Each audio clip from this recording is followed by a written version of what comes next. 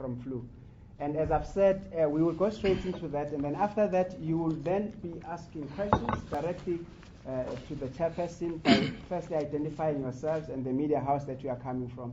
And then we'll be arranging after that will be the one-on-one, and then hopefully we will conclude as soon as we are done and as soon as possible.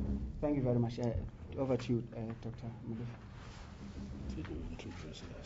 Thank you very much, ladies and gentlemen. Thanks, Sipho.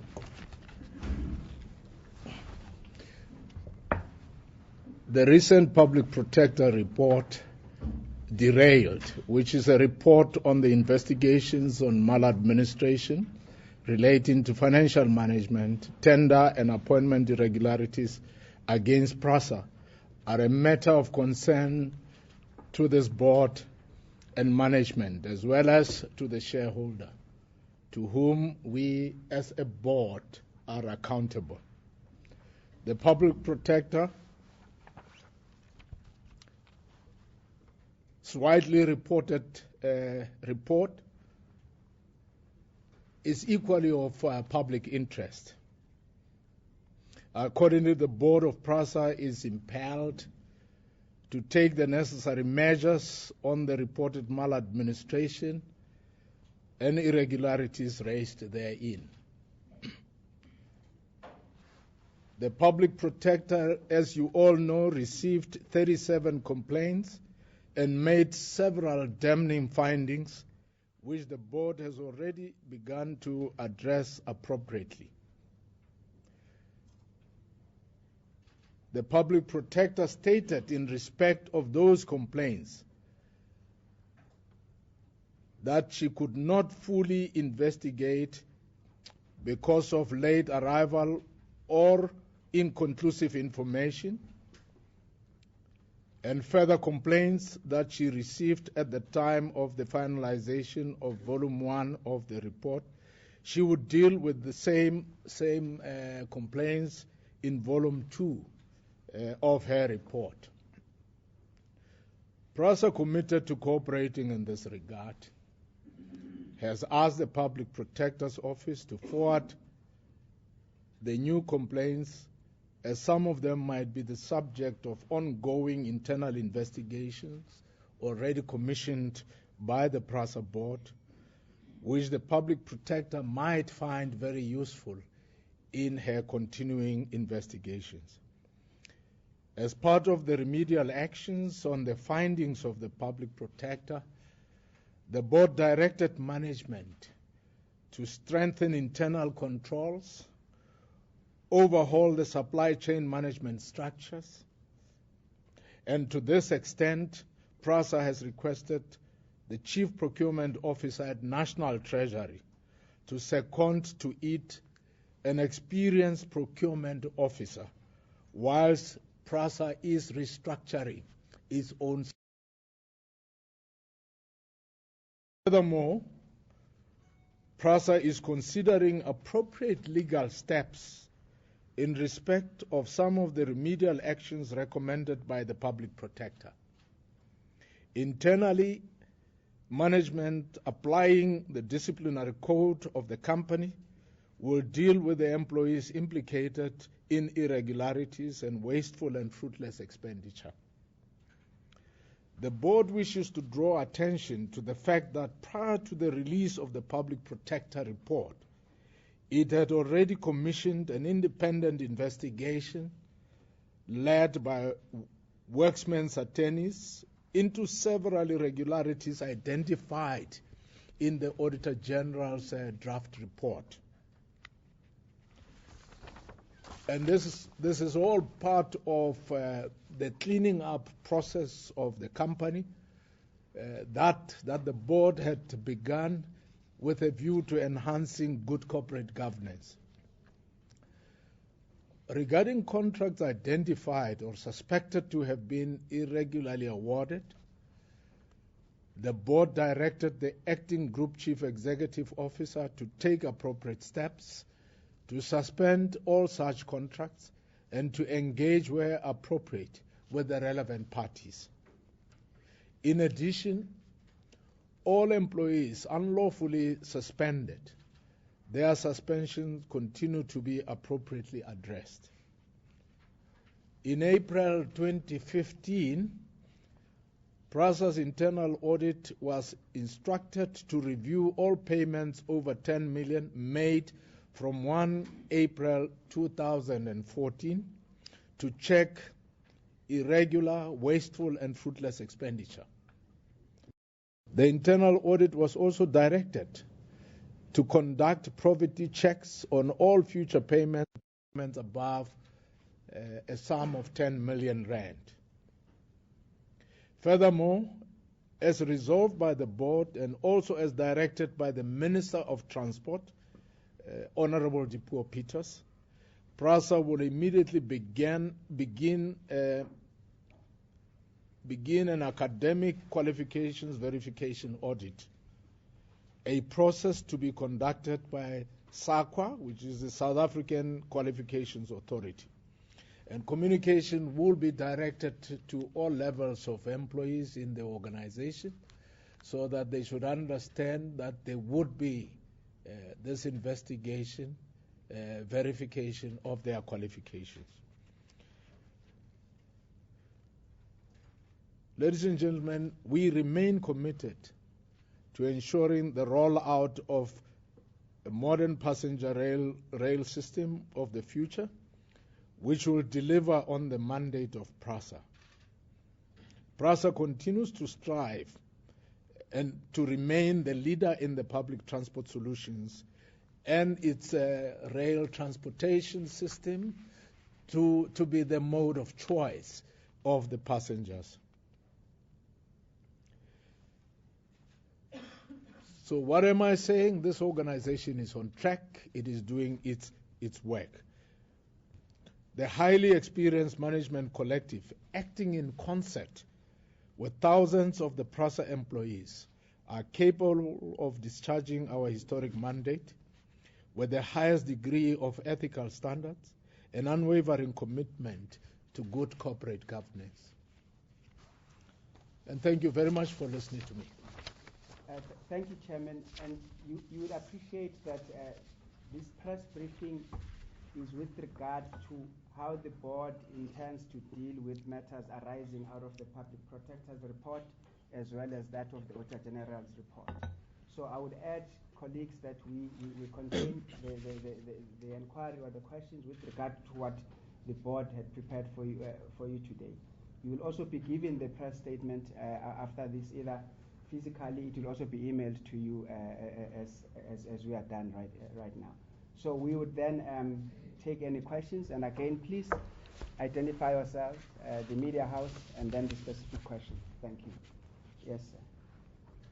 Hi, good morning. From SABC. I'd like to know if you mentioned that there will be appropriate action taken against employees that implicated in the report. Does that include your former group CEO, Mr. And what action are you actually going to take against him specifically, because he was largely implicated in the Public Protector's report? Thank you. I will take 2 more questions of the first round. Yes, sir. Mr. Molefe, you mentioned the qualification audit that you are taken to conduct. Was this triggered by that case of Mr. Tim Kulu, or there are other cases that you suspect might be of fraudulent or non-existent qualifications? And also, if you could elaborate on the legal action that you are intending to take, who is it against that particular case? Thanks, Mr. Maseko. Is there another question on the first round? Okay, whilst you are gathering your thoughts, then I will ask the chairman to respond to the first 2 questions, that of Stearman and that of Maseko.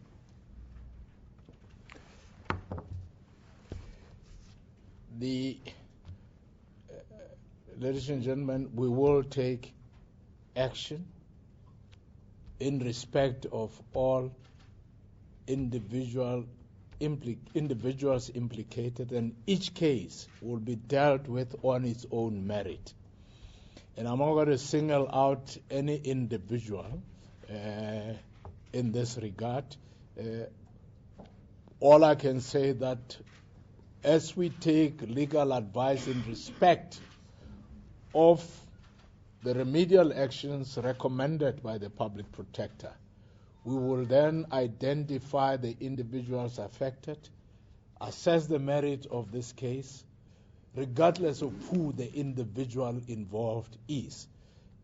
In some instances, it may well be a question of recovering some monies of the company that would have been willfully, fruitlessly, and wastefully expended.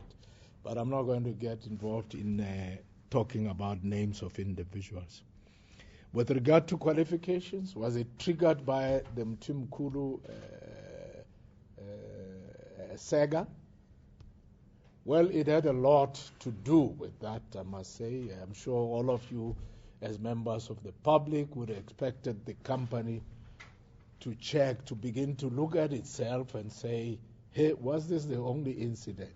Or could there be many others? So it was triggered by that. But in the normal course of the work of the company, it is expected that as people get employed, at the time when they have been interviewed and the offers are made to them, these offers would have been preceded by a process of verification of their qualifications or skills. We don't know what happened previously, but we think that going forward, this is what we're going to do. Was the Mthimkhulu matter the only one? No, it was not. We did find another doctor who has now since resigned, who has also admitted that he's not a doctor. He got his doctorate in how many days? In a very short space of time. So we are dealing with these things, and we hope that we can do it quickly and put it behind ourselves. And in dealing with this matter, we want to make it clear that the company and management are not conducting a witch hunt. It would be nice, actually, if some people could come forward on their own to say, well, I have said this previously, but I want you to know that it was a misrepresentation. It would be useful if people could do that, because they would shorten the amount of work that SECA would have to do. Thanks, Chairman. Is there another question? Yes.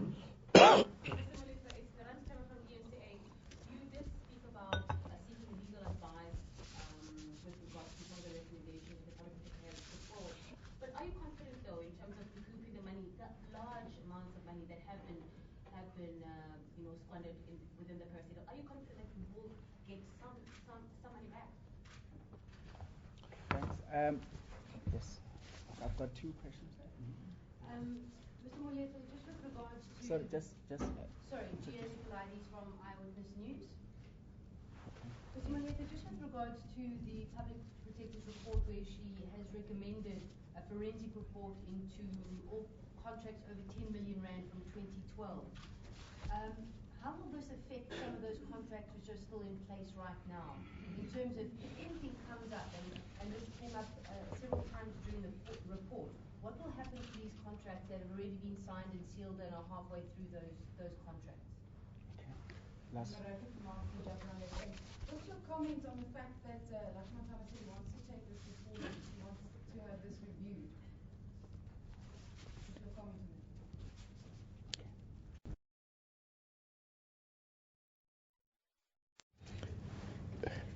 Are we confident that we would recover the monies already paid out?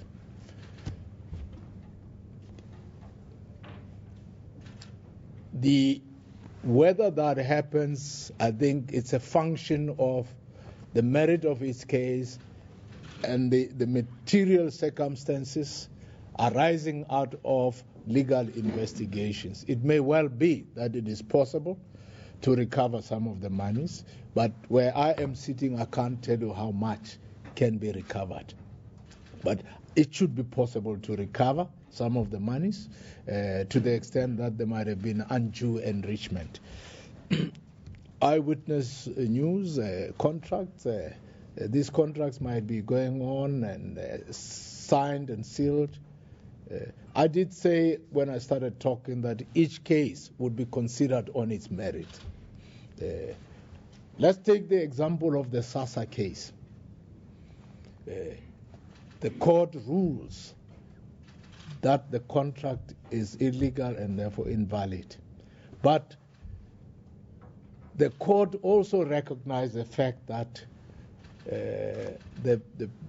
those receiving social grants would suffer if it was terminated immediately.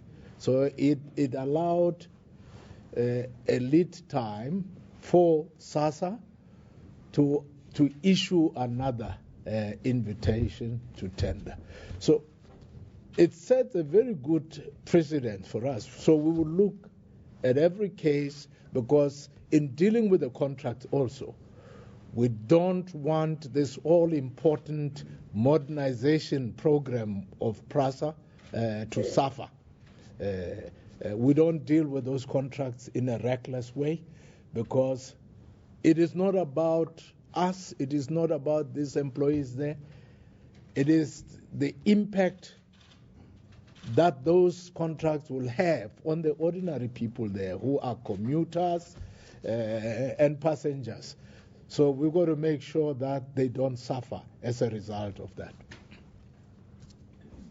Yet I must say that we have to act, because remember, as the accounting authority, we are obliged in terms of Section 51 of the Public Finance Management Act to prevent irregular, fruitless, and wasteful expenditure. If we don't do anything, if you go to Section 56 of the same Act, you probably will find that the accounting authority might be found criminally liable for not observing the law. So we are doing what is right, what has to be done in terms of the laws of the country.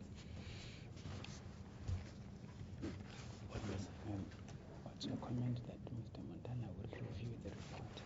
What is my comment about Mr. Montana saying he would review the report? I think he's exercising his constitutional right. He may do so if he wishes to do so. I mean, I've got nothing to say about it. I think he can proceed and do so. I've got three more questions. I hope this is the last one, unless there's still. I think let's start. Oh, there's four.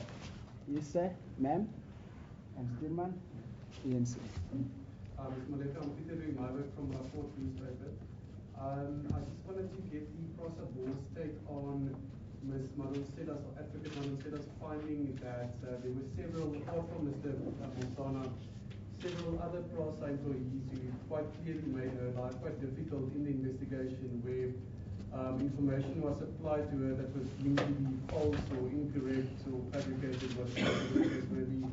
What has been or what will be the board's process going forward to address these issues of Prasa employees not cooperating with a public protector investigation? Okay. Ma'am? Thank you. From Power FM.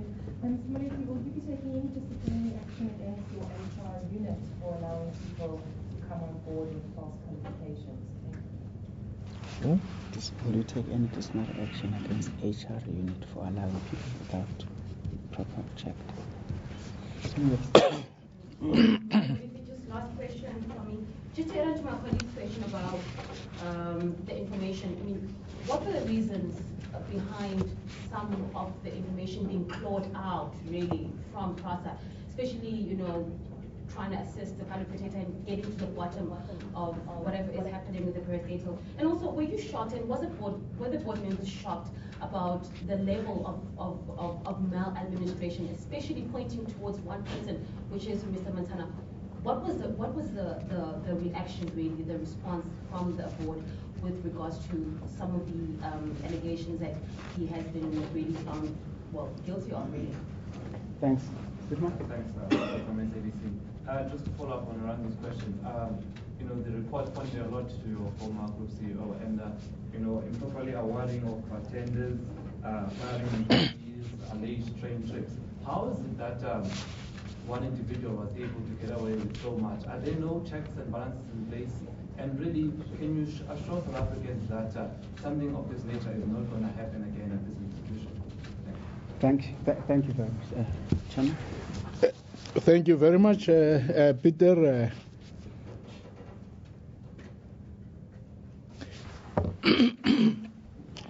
Peter, several employees are implicated. I did say in my statement that management, under the leadership of the acting group CEO, Mr. Nati Khena, were applying the appropriate policy and disciplinary code of conduct of the company, pursue those matters to the extent that specific individuals have been mentioned and to the extent that those specific individuals may still be in the company. As a matter of fact, we have already commissioned work to be done in respect of the work of the report of the Public Protector.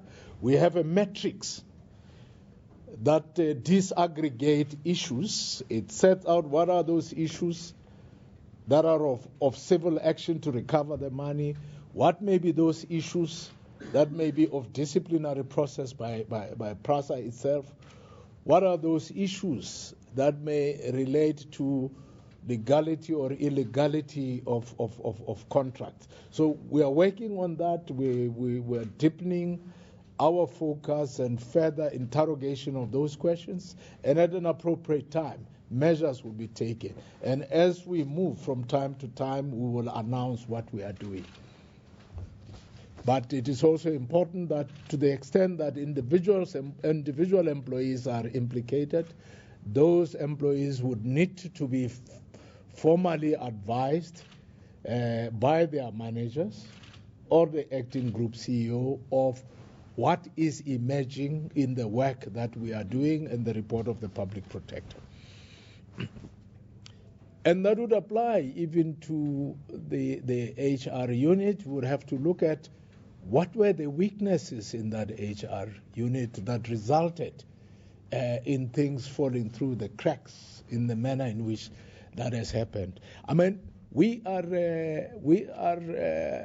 rigorously involved in the process of strengthening internal controls in the organizations, building new systems, and ensuring that there is cooperation amongst all employees and management, both between the board and the acting CEO as the head of the executive team and the company. So we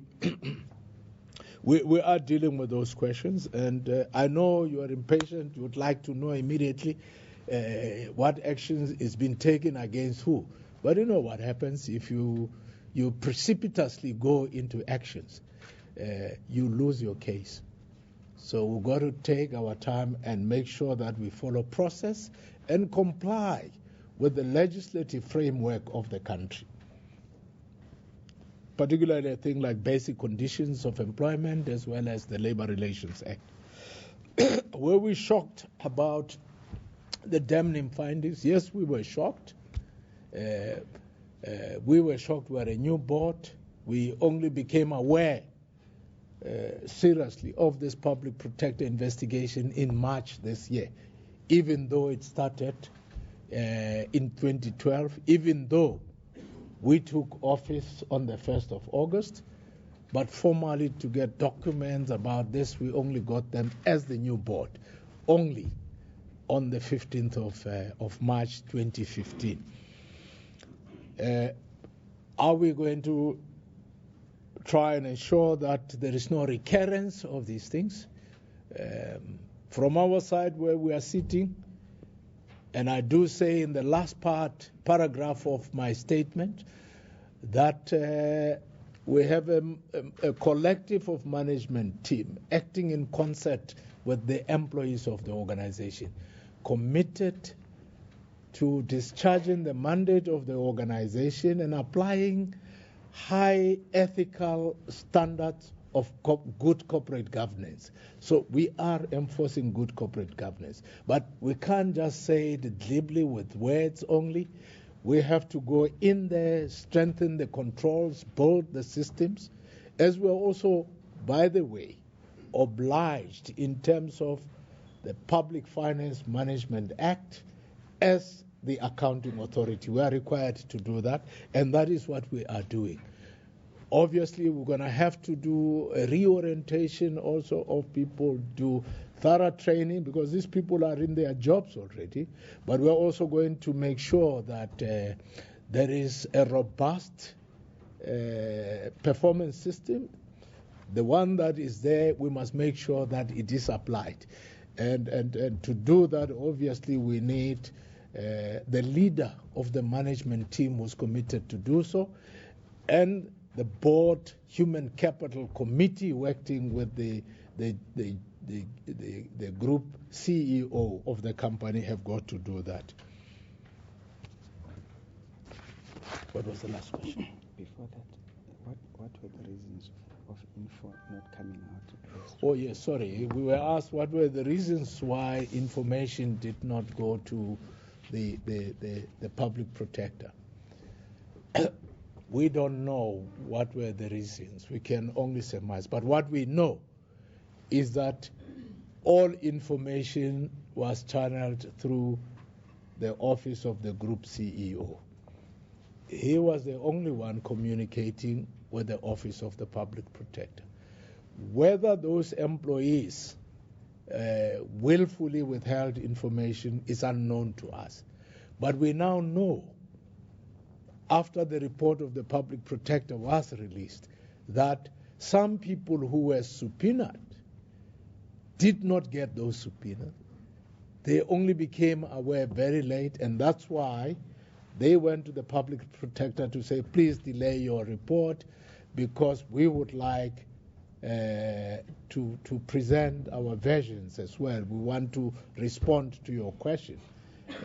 Whether those were included in the first report, it looks unlikely, but that is what caused the delay in the release of the report.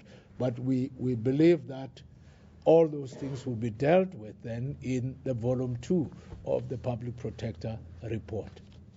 Okay, the last question is, this damning report against one individual, how was it allowed to go on for so long? Tenders, firing employees, and train rights.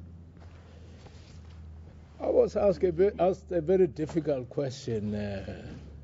There's a damning report pointing at one individual largely.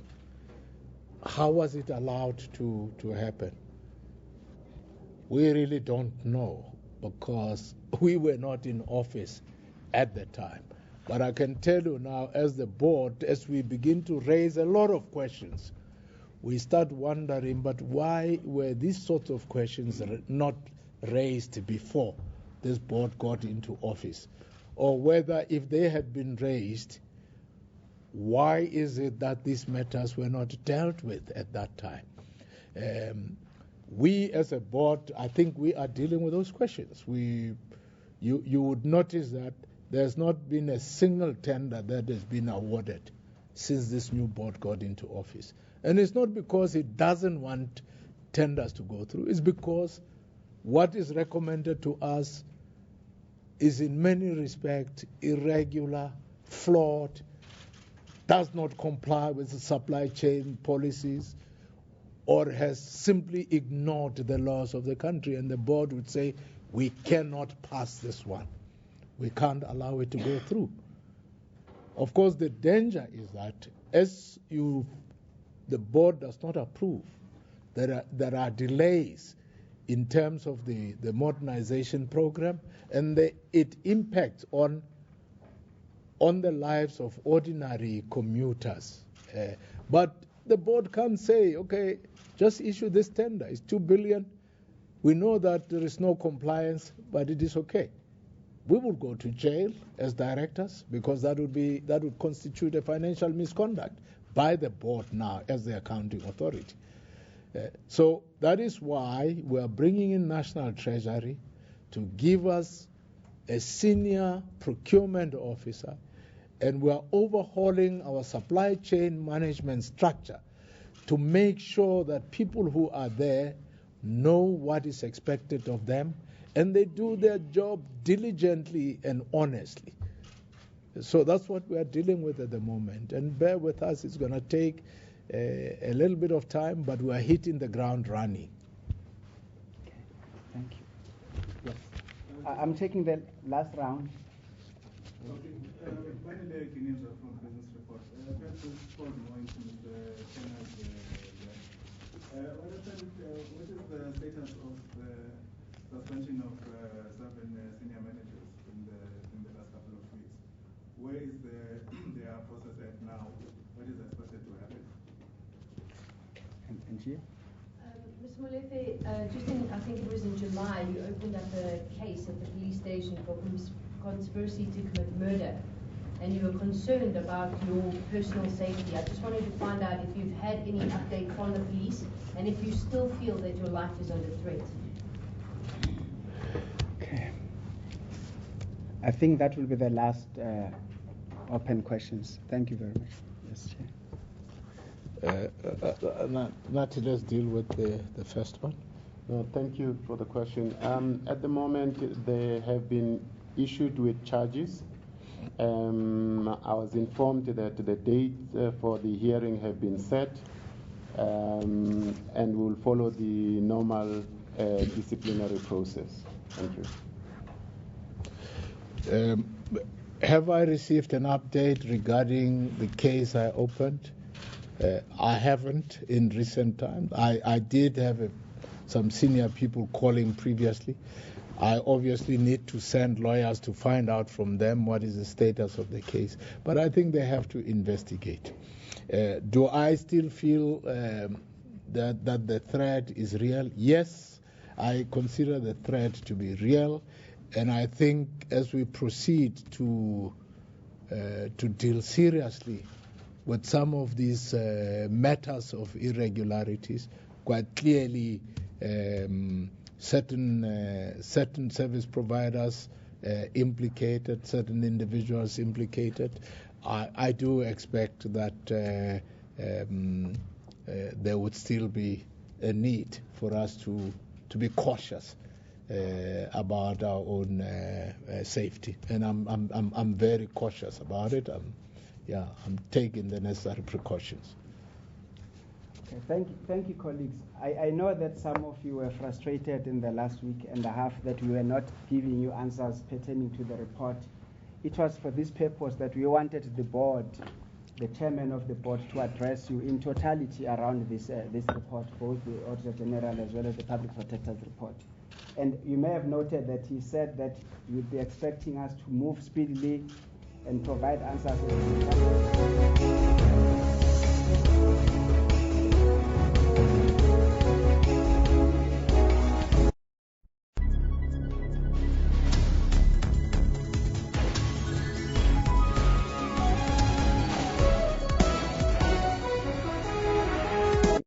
Has been taken.